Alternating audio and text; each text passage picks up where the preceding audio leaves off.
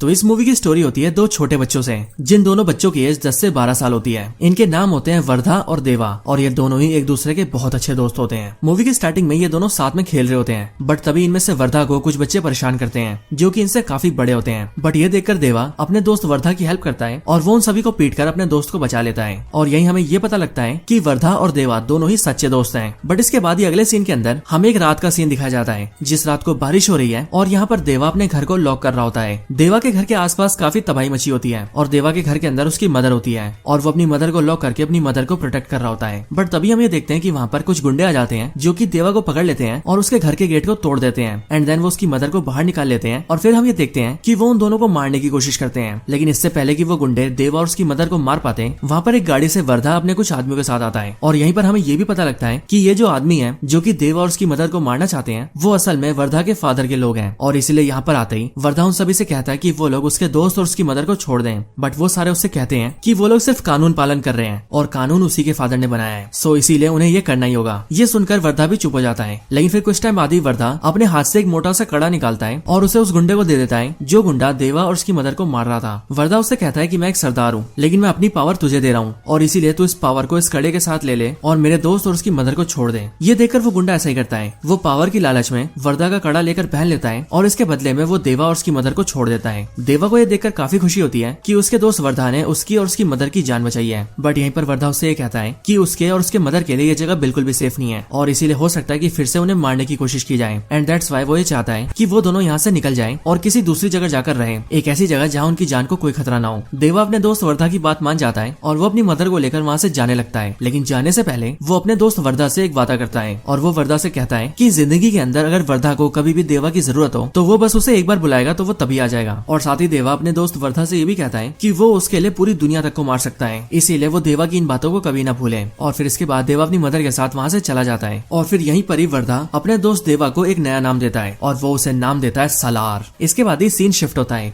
और हम कुछ बहुत ही खतरनाक गुंडों को देखते हैं। यहीं पर ये लोग किसी की ट्रैकिंग कर रहे होते हैं और तभी ये लोग उसे ट्रैक करके ढूंढ लेते हैं और फिर हमें पता लगता है कि जिसे ये लोग ट्रैक कर रहे थे वो और कोई नहीं बल्कि श्रुति हसन है। ये सारे गुंडे श्रुति हसन का पता लगते ही जल्दी से उसके बारे में अपने सुपीरियर्स को बताते हैं और फिर हम ये देखते हैं कि जो इनके सुपीरियर्स हैं वो बहुत ही बड़े गैंगस्टर्स हैं और वो ना सिर्फ बहुत पावरफुल है बल्कि उनके हाथ में कंट्रोल भी बहुत ज्यादा है। श्रुति हसन के बारे में पता लगता ही वो सुपीरियर गैंगस्टर्स अपने सारे लोगों को ये ऑर्डर्स देते हैं और सबको ये बताते हैं कि ये श्रुति हसन उसकी बेटी है जिसे हम मारना चाहते हैं, यानी कि हमारा दुश्मन। लेकिन अब क्योंकि इसकी बेटी यहाँ इंडिया आ रही है सो इसीलिए इसके इंडिया आते ही हमें इसे उठा लेना है। और फिर इसीलिए ये बोलकर वो सुपीरियर गैंगस्टर्स अपने सारे लोगों को उसकी फोटो भी भेज देते हैं। बट फिर इसी टाइम पर श्रुति हसन के डैड को इस बारे में पता लगता है कि उसकी बेटी इंडिया जा रही है और क्योंकि वो खुद इस टाइम पर न्यूयॉर्क में होता है इसीलिए वो इंडिया में अपने एक आदमी को फोन करता है और उससे कहता है कि वो श्रुति हसन का ध्यान रखे और उसे उसके दुश्मनों से बचाए और उसे किसी तरह से उसे एक आदमी के पास पहुंचा दे, क्योंकि सिर्फ वही है जिसके पास मेरी बेटी सेफ रह सकती है। वो आदमी ऐसा ही करता है। वो श्रुति हसन के इंडिया आते ही उसे जल्दी से किडनैप कर लेता है और उसे सीधा असम ले जाता है और असम में एक स्कूल टीचर के घर पे छोड़ देता है और स्कूल टीचर को ऐसा विश्वास दिला देता है कि वो लड़की एक टीचर है जो कि उसके स्कूल में पढ़ाना चाहती है। और फिर यहीं पर हमें पता लगता है कि वो स्कूल टीचर और कोई नहीं बल्कि देवा की मदर है, यानी कि देवा और उसकी मदर काफी सालों से यहाँ पर रह रहे हैं। और इसके साथ ही यहीं पर एंट्री होती है हमारे हीरो सलार की। अब ये आदमी श्रुति हसन को यहाँ पर इसीलिए लाया होता है क्योंकि श्रुति हसन के फादर को ये पता था कि वो गैंगस्टर जो कि उसकी बेटी को ढूंढ रहे हैं वो पूरे देश में उसकी बेटी को कहीं भी पकड़ सकते हैं, लेकिन एक ही ऐसा आदमी है जो कि उसकी बेटी को बचा सकता है और वो है देवा। और इसीलिए उसने अपनी बेटी को यहाँ पर रखवाया है ताकि वो कुछ दिन यहाँ पर छुप कर रहे और जैसे ही मामला ठंडा हो वैसे ही वो अपनी बेटी को लेकर यहाँ से चला जाए। और फिर इसीलिए श्रुति हसन यहाँ पर एक टीचर बनके रहने लगती है। लेकिन फिर कुछ ही दिनों बाद उस सुपीरियर गैंगस्टर्स के कुछ गुंडे श्रुति हसन को असम के अंदर भी ढूंढ लेते हैं और इसीलिए वो लोग अपने सुपीरियर्स को ये बात बता देते हैं कि वो लड़की भी असम में छुपी है। इसके बाद इस स्टोरी के दूसरे सीन के अंदर हम एक अंग्रेज को देखते हैं जो कि इंडिया के एक आदमी से डील करता है और उससे ये कहता है कि उसके पास ट्रक भर के गन्स हैं जो कि उसे इंडिया से नेपाल पहुंचाना है, वो भी पुलिस से बच के। और फिर इसीलिए उस अंग्रेज ने जिससे बात की होती है वो आदमी भी सीधा उन सुपीरियर गैंगस्टर्स के गुंडों से बात करता है और उनसे कहता है कि वो इस ट्रक को इंडिया से नेपाल पहुंचाए। जिसके बाद ही वो सारे गुंडे उस ट्रक के सारे कंटेनर्स के ऊपर एक स्पेशल स्टैंप लगा देते हैं जो स्टैंप देखने में एक मॉन्स्टर जैसा होता है और वो लोग अंग्रेज से कहते हैं कि इस स्टैंप को इस पूरे देश के अंदर कोई भी नहीं रोक सकता। और फिर इसीलिए वो लोग उसके ट्रक को ले जाने लगते हैं। थोड़ी देर बाद हमें ऐसा दिखता भी है, क्योंकि जैसे ही ट्रक थोड़ा आगे जाता है वैसे ही बहुत सारे पुलिस इस ट्रक को घेर लेती है। लेकिन जैसे ही पुलिस इस स्टैम्प को देखती है वैसे ही पुलिस भी वहां से भाग जाती है और ट्रक को जाने के लिए कहती है। और फिर हमें पता लगता है कि ये स्टैम्प जिस भी आदमी का है वो बहुत ही डेंजरस और पावरफुल है, इतना ज्यादा कि उससे पुलिस और सरकार भी डरती है। सुपीरियर गैंगस्टर्स का जो गुंडा इस ट्रक को ले जा रहा होता है उसे ही अपने सुपीरियर्स का फोन आता है, जो लोग उससे कहते हैं कि अभी जो वो ट्रक को नेपाल लेके जा रहा है वो काम वो बाद में करें, लेकिन उससे पहले वो असम जाए, क्योंकि वहां पर उनके कुछ आदमियों को वो लड़की मिल गई है जिसे वो ढूंढ रहे थे, और इसीलिए वो ये चाहते हैं कि उस लड़की को जल्द से जल्द उनके पास लाया जाए। इसके बाद फिर वो सारे गुंडे मिलकर जल्दी से असम जाते हैं और श्रुति हसन को पकड़ लेते हैं। बट इसी टाइम पर देवा और उसकी मदर भी वहाँ पर होते हैं, और इसीलिए वो लोग ये देखते हैं कि वो सारे गुंडे मिलकर श्रुति हसन को वहाँ से ले जा रहे हैं। एंड दैट्स व्हाई देवा की मदर देवा से कहती है कि वो जाकर उस लड़की की मदद करें, जिसके बाद देवा अपना असली रूप दिखाता है और वो उन सारे गुंडों को बड़ी जल्दी पीट देता है। साथ ही साथ देवा उस ट्रक के ऊपर भी अटैक कर देता है जिस ट्रक के अंदर स्टैम्प वाले कंटेनर्स रखे थे। बट ये देखते ही जिस अंग्रेज का वो सामान होता है वो अपने आदमी से कहता है कि आखिरकार तुमने तो ये बोला था कि इस पूरी कंट्री के अंदर इस स्टैम्प लगे कंटेनर्स को छूने की भी हिम्मत किसी में नहीं है, तो फिर आखिरकार ये कौन है जिसने हमारे कंटेनर्स को उड़ा दिया। लेकिन फिर इतना पूछने के बाद ही उसे ये जवाब मिलता है कि जिस आदमी ने इन स्टैम्प्स को बनाया है वो आदमी यही है,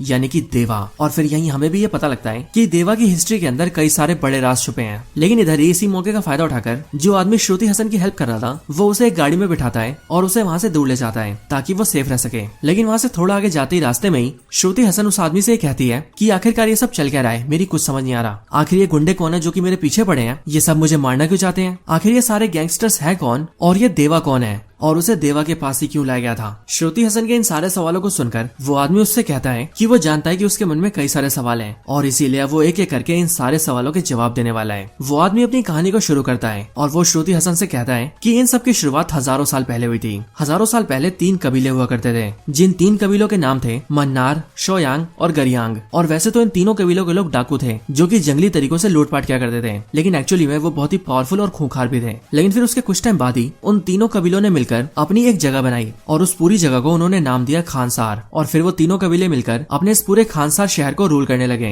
इन सब के दौरान उनकी कई लड़ाइयां हुई, जैसे कि बाहरी हमले और अंग्रेजों के हमले, लेकिन उन तीनों कबीलों ने मिलकर हर बार बाहर से आने वाले सभी को मार दिया, यहाँ तक कि अंग्रेजों को भी, और इसीलिए उनकी हुकूमत को कोई नहीं ला पाया। लेकिन जब साल 1947 में देश आजाद हुआ और 1950s और 60s के अंदर देश को लेकर नीतियां बनने लगी, तब सरकार ने फैसला लिया कि वो खानसार शहर को रद्द कर देंगे और उस एरिया को अपने कंट्रोल में ले लेंगे। लेकिन फिर जब सरकार ने ऐसा करने की कोशिश की तभी उन तीनों कबीलों में से मन्नार कबीले के हेड ने सरकार के आगे बगावत कर दी और सरकार के कई सारे मंत्रियों को मार दिया और सरकार को यह धमकी दी कि वो कभी भी खानसार की तरफ उंगली भी न उठाएं। जिसके बाद ऐसा ही हुआ और फिर कभी सरकार ने भी खानसार के लिए कोई एक्शन नहीं लिया। इसके बाद मन्नार कबीले का वो लीडर धीरे धीरे करके पूरे खानसार का हेड बन गया और क्योंकि वो एक बहुत ही महान लीडर था इसीलिए उसने भी धीरे धीरे करके खानसार में काफी डेवलपमेंट किए। उसने खानसार में बढ़िया बढ़िया बिल्डिंग्स बनाई, खानसार के लिए एक पूरी मिलिट्री खड़ी कर दी जिनके पास खुद के सोल्जर्स थे। उन्होंने अपने लिए कई सारे हथियार लिए और यहाँ तक कि उस लीडर ने खानसार के लिए कई सारे कानून भी बनाए और खानसार के इस लीडर का नाम था शिव मन्नार। इसके साथ ही खानसार के अंदर शिव मन्नार ने एक डेमोक्रेटिक सिस्टम भी बनाया, जिस सिस्टम के अंदर उसने खुद का एक पार्लियामेंट सिस्टम खड़ा किया। शिव मन्नार ने पूरे खानसार को 101 पार्ट्स में बांटा और उन सारे एरियाज को रिप्रेजेंट करने के लिए एक वोट पावर बनाई। जिसके बाद अपनी सभा के अंदर उन्होंने 3 सिस्टम बनाए, पहला कपार, दूसरा सरदार और तीसरा कर्ता,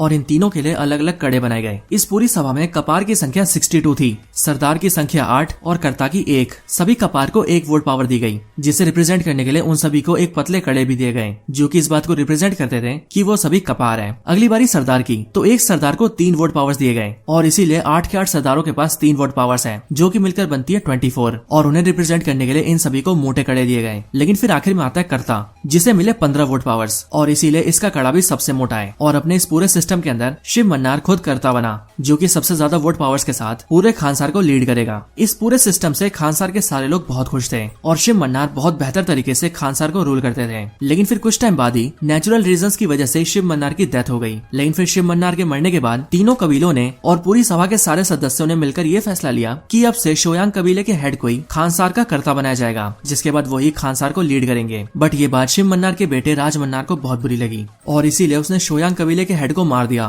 ताकि वो कर्ता न बन पाए। और इसके साथ ही शोयांग कबीले का कोई भी सदस्य कभी भी उसके खिलाफ बगावत न कर पाए, इसके लिए उसने ये ऑर्डर्स जारी कर दिए कि शोयांग कबीले के सारे लोगों को मार दिया जाए, जिसका मतलब ये था कि खानसार में रहने वाले 3 कबीलों में से अब एक कबीले को पूरी तरह से मिटा दिया जाएगा। और फिर ये सब करने के बाद राजमन्नार खुद ही खानसार का कर्ता बन गया। साथ ही साथ उसकी सभा से भी कोई उसकी बगावत न करे, इसीलिए उसने अपने परिवार के सदस्यों में से ज्यादातर को कर्ता बना दिया। शिव मन्नार की 2 पत्नियां थी, जिनमें से पहली बीवी से उसे 2 बच्चे थे, जो कि थे ये दोनों, एक बेटा और एक बेटी, जिनमें बड़ा वाला बेटा गरुणा है, KGF वाला गरुणा। इसके साथ ही दूसरी बीवी से भी इन्हें 2 बेटे थे, जिनमें एक था वर्धा और दूसरा वर्धा का छोटा भाई। और अब अगर आप सभी ने ध्यान दिया हो तो आपको पता लगेगा कि ये वही वर्धा है जो कि देवा का दोस्त है। इसके साथ ही यहाँ पर हमें ये भी पता लगा कि राजमन्नार का बेटा गरुणा, उसकी छोटी बहन और उसकी बेटी का पति यानी कि राजमन्नार का जमाई, और साथ ही साथ उसकी पत्नी का भाई यानी कि उसका साला, ये चारों सदस्य उसकी सभा में सरदार थे और उसने अपने परिवार के सदस्यों को ये पद दिया था। लेकिन राजमन्नार ने वर्धा को कोई भी पोस्ट नहीं दिया था। लेकिन ऐसा इसीलिए क्योंकि जब वर्धा छोटा था तभी राजमन्नार ने वर्धा को पोस्ट दी थी और उसने उसे एक सरदार बनाया था। लेकिन अगर आप सभी को याद हो तो मूवी के स्टार्टिंग के सीन के अंदर ही वर्धा अपने सरदार वाला वही कड़ा निकालकर उस गुंडे को सौंप देता है जो कि देवा और उसकी मदर को मारने आया था। और वर्धा की इसी हरकत को देखकर शिव मन्नार उससे गुस्सा हो गया था और इसीलिए उसने उसके बाद उसे कोई पद नहीं दिया था। इन सब के साथ ही राजमन्नार ने अपने रूल करने के साथ ही अपने पिता के बनाए कानून में भी बदलाव किए थे और कुछ कानूनों को बदल दिया था। और एक कानून ये भी बना दिया था कि जो भी ताकतवर हो वो कर्ता से बगावत करके और उसे हरा के या मार के खानसार के ऊपर रूल कर सकता है, यानी कि जो पावरफुल होगा उसी की डोमिनेंस चलेगी। इन सारे कानूनों और अपने तरीकों के साथ मिलकर राजमन्नार ने खानसार के ऊपर 25 सालों तक रूल किया और उसके पूरे राज के अंदर कभी भी कोई कमी नहीं आई। लेकिन फिर एक दिन अचानक से राजमन्नार ये डिसाइड करता है कि उसे किसी जरूरी काम से खानसार से बाहर जाना है। बट फिर इसी टाइम पर राजमन्नार का जमाई उसके पास आता है और उससे कहता है कि उसे अपने बेटे वर्धा को ठुकराए हुए काफी टाइम हो चुका है, लेकिन अब शायद उसे वर्धा को बुला लेना चाहिए। इसके बाद ही हमें देखते हैं कि राजमन्नार वर्धा की बात सुनकर इमोशनल हो जाता है और यहीं पर हमें ये भी पता लगता है कि अपने सारे बच्चों में से राजमन्नार सबसे ज्यादा प्यार वर्धा से ही करता है। और इसके साथ ही जब भी वो वर्धा को देखता है तब उसे अपने पिता की याद आती है एंड दैट्स व्हाई राजमन्नार ये मन बना लेता है कि वो अपने बाद अपने बेटे वर्धा को ही कर्ता बनाएगा। इसके बाद ही राजमन्नार अपनी बेटी को टेम्पररी बेसिस के लिए कर्ता बनाता है और उससे कहता है कि जब तक वो वापस नहीं आता तब तक वो उसकी जगह रहकर रूल करेगी। इसके साथ ही वो सभा के अंदर अपने बेटे वर्धा को बुलाता है और 8 सरदारों में से एक सरदार की पोस्ट लेकर वर्धा को एक सरदार बना देता है। और साथ ही वो ये भी अनाउंस करता है कि जब वो वापस आएगा तब वो अपने बेटे वर्धा को कर्ता बना देगा, जिसके बाद उसका बेटा वर्धा ही खानसार पर रूल करेगा। और फिर इन सब के बाद राजमन्नार जरूरी काम से खानसार से बाहर चला जाता है। बट फिर तभी हम ये देखते हैं कि राजमन्नार का जमाई अपना असली रंग दिखाता है और राजमन्नार ने जिस आदमी की सरदार पोस्ट लेकर अपने बेटे वर्धा को सरदार बनाया था वो उसी आदमी के पास जाता है और उसे बोलकर भड़काने लगता है कि राजमन्नार ने उसके साथ गलत किया है। अब यहीं पर हमें ये बात भी पता लगती है कि ये आदमी उसी आदमी का बेटा होता है जिस आदमी को वर्धा ने बचपन में अपना कड़ा दिया था और अपने सरदार का ओहदा दिया था। और यहाँ पर राजमन्नार का जमाई उसी बात को बोलकर इस आदमी को भड़का देता है और उससे ये कहता है कि अगर वो चाहे तो अपनी पोस्ट को बचा सकता है और इसके लिए बस उसे वर्धा को खत्म करना होगा। वो आदमी अपनी सरदार की पोस्ट को बचाने के लिए वर्धा को मारने के लिए तैयार हो जाता है, जिसके लिए वो तैयारियां भी करने लगता है। लेकिन तभी दूसरी तरफ हमें ये भी पता लगता है कि राजमन्नार के फैसले से उसका बड़ा बेटा गरुड़ा भी बहुत गुस्सा है। अब वैसे मैं आप सबको बता दूं कि मूवी के अंदर इसका नाम गरुड़ा नहीं है, लेकिन क्योंकि मुझे इसका असली नाम याद नहीं इसीलिए हम इसे गरुड़ा ही बोल रहे हैं। गरुड़ा को इस बात की जलन होती है कि राजमन्नार का सबसे बड़ा बेटा वो है, लेकिन फिर भी राजमन्नार ने उसके होते हुए उसके छोटे भाई वर्धा को कर्ता बनाने का फैसला लिया है और इसीलिए इसके मन में भी वर्धा के लिए घृणा आ जाती है और वो वर्धा को मारने की कोशिश करता है। इसके बाद वर्धा के खिलाफ के सारे लोग एक साथ हो जाते हैं और वो सब साथ मिलकर वर्धा को मारने जाते हैं और वो ये सोचते हैं कि वो सभी वर्धा को मार देंगे जिससे कि वर्धा कभी कर्ता नहीं बन पाएगा और उन्हें भी कभी दिक्कत नहीं होगी। लेकिन फिर तभी ये बात राजमन्नार की बेटी को पता लग जाती है, वही बेटी जो कि टेम्पररी बेसिस पर यहाँ की कर्ता थी, और वो ये जान जाती है कि वर्धा को मारने की कोशिश की जा रही है। अब वैसे तो वो भी वर्धा से नफरत ही करती थी, लेकिन वो ये सोचती है कि उसके फादर ने उसे जिम्मेदारी दी है और इसीलिए अगर उसके राज में कुछ गलत हुआ तो वो अपने फादर का भरोसा खो देगी एंड दैट्स व्हाई वो ये फैसला लेती है कि वो ये सब रोक करेगी। इधर हम ये देखते हैं कि वर्धा के सारे दुश्मन मिलकर वर्धा को मारने के लिए आ जाते हैं और वो वर्धा को मारने के लिए उसे घर से भी निकाल लेते हैं। लेकिन जैसे ही वो लोग उसे मारने वाले होते हैं वैसे ही खानसार शहर के अंदर बहुत बड़ी बड़ी घंटियों की आवाज आने लगती है और हमें पता लगता है कि ये एक सीज फायर है जिस सीज फायर को खानसार का कर्ता डिक्लेयर कर सकता है और यहाँ पर इस सीज फायर को राजमन्नार की बेटी ने डिक्लेयर किया है। इसके बाद ही मीटिंग होती है जिस मीटिंग के अंदर सबको बुलाया जाता है, जहाँ पर राजमन्नार की बेटी वर्धा के सारे दुश्मनों से पूछती है कि आखिर वो लोग ये सब क्यों कर रहे हैं। लेकिन इस बात के जवाब में वो लोग ये कहते हैं कि वो लोग जो भी कर रहे हैं वो खानसार के कानूनों के अंदर है और राजमन्नार ने ये कानून बनाया है कि जो भी पावरफुल है वो खानसार के अंदर अपनी डोमिनेंस बना के कर्ता बन सकता है और वो लोग भी वही करने की कोशिश कर रहे हैं। सो इसीलिए उसमें गलत क्या है। बट राजमन्नार की बेटी ये जानती थी कि जो भी होने वाला है उससे उसका फादर कभी खुश नहीं होगा एंड दैट्स व्हाई वो अपने सीज फायर को नहीं हटाती। बट इसी के लिए वर्धा के सारे दुश्मन इस बात का प्रस्ताव रखते हैं कि खानसार के अंदर भी वोटिंग सिस्टम है और इसीलिए सीज फायर होगा या नहीं ये वोटिंग से डिसाइड होगा। सो फिर इसीलिए ये बात तय होती है कि आज से ठीक 9 दिन बाद सभा के अंदर वोटिंग की जाएगी, जिसमें अगर ज्यादा वोट इस बात को लेकर आएंगे कि सीज फायर को लागू होने देना चाहिए तो फिर सीज फायर लगा रहेगा, जिसके बाद कोई भी एक दूसरे से झगड़ा नहीं कर सकता। लेकिन अगर ज्यादा वोट इस पक्ष में आएंगे कि सीज फायर को हटा देना चाहिए तो सीज फायर को हटा दिया जाएगा, जिसके बाद कोई भी किसी से भी लड़ सकता है और उसे मार भी सकता है। जब ये बात बिल्कुल तय हो जाती है कि ठीक 9 दिन बाद सीज फायर को लेकर वोटिंग होगी, तभी वर्धा के सारे दुश्मन यानी कि गरुड़ा और बाकी सारे लोग सभा के दूसरे मेंबर्स को अपनी तरफ करने की कोशिश करते हैं, प्यार से या फिर धमकाकर, जैसे मर्जी। लेकिन उन सबका मोटिव यही होता है कि वो किसी भी तरह से ज्यादा वोट्स को अपनी तरफ कर लें, ताकि वोट वाले दिन इस बात को लेकर ज्यादा वोट आए कि सीज फायर को हटा देना चाहिए, जिससे कि सीज फायर हट जाए और वो लोग वर्धा को मार सकें। और जब ये लोग ये मेक श्योर कर लेते हैं कि वो लोग वोटिंग्स के अंदर सीज फायर को हटवा देंगे, तभी ये सब मिलकर अपनी खुद की मिलिट्रीज बनाने लगते हैं, क्योंकि एज ऑफ कोर्स खानसार की जो मिलिट्री है वो खानसार के कर्ता के हाथ में है, यानी कि अभी के टाइम पर राज मन्नार की बेटी के हाथ में और राज मन्नार के आने के बाद राज मन्नार के हाथ में। सो इसीलिए ये लोग खुद के गन्स खरीदते हैं, मिसाइल्स, बॉम्ब्स और एक्सप्लोजिव खरीदते हैं और बहुत सारे देशों के रेबल सोल्जर्स को उठाकर ले आते हैं और उनसे अपनी खुद की आर्मी बनाते हैं, ताकि 9 दिन बाद जब ये लोग वर्धा को मारे तब जब उन्हें कोई रोकने आए तो वो उसे भी खत्म कर दें।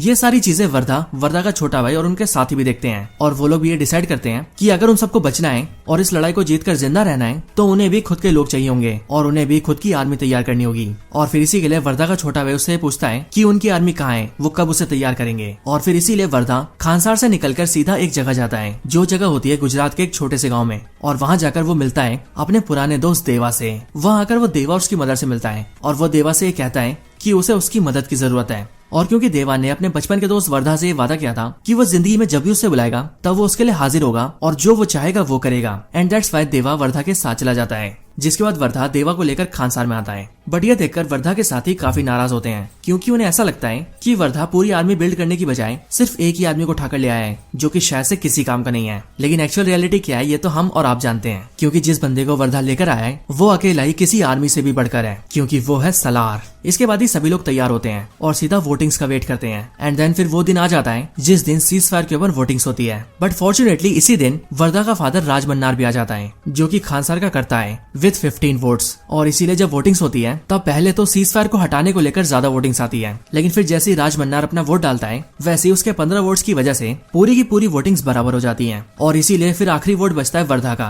एंड साथ ही साथ सब कुछ अब वर्धा पे डिपेंड था कि क्या वो सीज फायर लागू रखना चाहता है या फिर सीज फायर को हटाना चाहता है। वर्धा का फादर राज मन्नार ऐसा सोचता है कि वर्धा सीज फायर लागू रखेगा और उसी के लिए वोट करेगा, ताकि सीज फायर लागू रहने से कोई भी लड़ाई झगड़ा नहीं करेगा और फिर मेरा बेटा वर्धा मेरी जगह लेकर खानसार को नॉर्मली रूल करेगा। लेकिन वर्धा कुछ अलग करता है, क्योंकि वर्धा सीज फायर को हटाने के लिए वोट करता है। और फिर क्योंकि सीज फायर को हटाने के लिए ज्यादा वोट्स आते हैं, इसीलिए खानसार के अंदर सीज फायर हटा दिया जाता है। बट ये देखकर वर्धा का फादर राज मन्नार भी काफी शॉक होता है और वो ये सोचता है कि आखिरकार वर्धा ने ऐसा क्यों किया। लेकिन फिर यहीं पर स्टोरी में हम ये देखते हैं कि वर्धा और देवा पहले ये डिसाइड कर चुके हैं कि अब वर्धा और किसी से नहीं डरेगा और अब वो सीज फायर को हटाकर अपने सारे दुश्मनों से लड़ेगा और देवा के साथ मिलकर उन सबका खात्मा कर देगा। इसके बाद ही प्रेजेंट टाइम के अंदर गरुड़ा और जो भी लोग वर्धा के खिलाफ थे वो सब के सब अपनी टीम और आर्मी को लेकर तैयार हो जाते हैं और जंग की शुरुआत करने लगते हैं। लेकिन इधर अब वर्धा भी देवा के साथ तैयार था। इधर ही वर्धा के ऊपर कई सारे हमले भी होते हैं और उन्हीं हमलों के अंदर वर्धा और देवा मिलकर उन सभी को मारते हैं और खुद की जान बचाते हैं। लेकिन हमें दिख जाता है कि ये तो इनकी लड़ाई की सिर्फ शुरुआत ही है। लेकिन इधर दूसरी तरफ हम ये देखते हैं कि राज मन्नार अपनी बेटी के साथ होता है, बट तभी उसी टाइम पर एक आदमी राज मन्नार पर अटैक कर देता है, जिस अटैक से राज मन्नार बच जाता है और उसे पकड़कर घायल कर देता है। और जब उससे वो पूछता है कि आखिर वो कौन है और उसने उसके ऊपर क्यों अटैक किया, तब वो आदमी राज मन्नार के सामने एक बहुत बड़ा खुलासा करता है। वो राज मन्नार से कहता है कि वो शोयांग कबीले से है, यानी कि वही कबीला जिस कबीले के हेड को आज से कई साल पहले खानसार का कर्ता बनाया गया था। लेकिन राज मन्नार ने उसे मार दिया था और उसके साथ साथ उसके पूरे कबीले के लोगों को भी खत्म करवा दिया था। बट जब राज मन्नार के आदमी पूरे कबीले के लोगों को मार रहे थे तब उसी टाइम पर उन्होंने अपने कई सारे बच्चों को छुपा लिया था, जिससे कि उन सारे बच्चों की जान बच गई और वो उन्हीं में से एक बच्चा है। इसके साथ ही वो ये भी बताता है कि राज मन्नार का जमाई भी एक शोयांग है और उन्हीं की तरह भी सैकड़ों शोयांग जिंदा है, जो कि कई सालों से युद्ध की तैयारी में है और अब वो राज मन्नार की पूरी सल्तनत को खत्म करने वाले हैं और इस तरह से वो लोग अपने माता पिता और अपने कबीले का बदला लेंगे। इसके साथ ही वो सभी राज मन्नार को ये भी बताते हैं कि हमारे कबीले के जिस हेड को उसने मारा था उसके लोग उसके बेटे और उसकी बीवी को भी मारने गए थे, लेकिन उसके बेटे और उसकी बीवी की जान बच गई। और फिर हमें भी यहाँ पर ये पता लगता है कि शोयांग कबीले के हेड के जिस पत्नी और बेटे की वो बात कर रहा है वो और कोई नहीं बल्कि देवा और उसकी माँ है, यानी कि देवा ही वो बच्चा है जो कि शोयांग कबीले के हेड का बेटा था, यानी कि वही जिसे राज मन्नार ने मार दिया था। मतलब कि देवा के फादर को मारने वाला और कोई नहीं बल्कि उसी के सबसे प्यारे दोस्त वर्धा का पिता राज मन्नार है। साथ ही साथ यहीं पर वो आदमी राज मन्नार से ये भी कहता है कि तुमने हमारे हेड को मारा था, जो हेड खानसार का भी लीडर बनने वाला था, और अब क्योंकि देवा उसका बेटा है इसीलिए अब वही हमारे कबीले का हेड है और रियलिटी के अंदर वही खानसार का असली लीडर भी है, यानी कि खानसार का असली कर्ता। इसके बाद ही राज मन्नार अपनी बेटी से बात करता है और वो बेटी से ये भी कहता है कि वो कुछ टाइम पहले जब खानसार से बाहर गया था तो वो एक बहुत ही जरूरी काम से गया था। असल में उसे एक खबर मिली थी कि खानसार के अंदर से कोई है जिसने बहुत बड़ी मात्रा में गन्स और बॉम्ब्स का ऑर्डर दिया था, और इसीलिए वो ये जानता है कि खानसार के अंदर कोई तो है जो कि खानसार में बगावत लाना चाहता है। और फिर यहीं पर हमें पता लगता है कि राज मन्नार जो भी सोच रहा है वो बिल्कुल सही है, क्योंकि खानसार के एक सभा का मेंबर जो कि राज मन्नार के भी काफी करीब है, उसने ही खानसार के अंदर बहुत बड़े पैमाने में बंदूकें, मिसाइलें और बॉम्ब्स को इकट्ठा कर लिया है और अब वो भी इस तैयारी में है कि वो खानसार के ऊपर अटैक करें। लेकिन फिर यहीं पर ही ये मूवी एंड हो जाती है। अब हालांकि ये मूवी तो यहाँ पर एंड हो चुकी है, लेकिन इसने अपने पार्ट 2 के लिए और आगे आने वाले सीक्वल्स के लिए बहुत बड़ा फ्यूचर खोल दिया है और अब आगे हम कई सारी बड़ी बड़ी लड़ाइयां देखने वाले हैं। सो मेरे अकॉर्डिंग तो यही होगा कि जो भी हम सभी ने सलार पार्ट 1 सीज फायर के अंदर देखा है वो तो इस पूरी फ्रेंचाइजी का सिर्फ एक ट्रेलर था, क्योंकि असली तबाही आगे होने वाली है। सो दोस्तों यही थी वीडियो सलार मूवी की स्टोरी और उसकी एंडिंग के ऊपर। आप सभी को ये वीडियो कैसी लगी मुझे कमेंट्स के अंदर जरूर बताएं, और अगर आप सभी का कोई और रिकमेंडेशन हो तो वो भी कमेंट्स के अंदर बता सकते हैं। वीडियो पसंद आई हो तो लाइक करें, चैनल को सब्सक्राइब नहीं किया तो अभी के भी सब्सक्राइब करें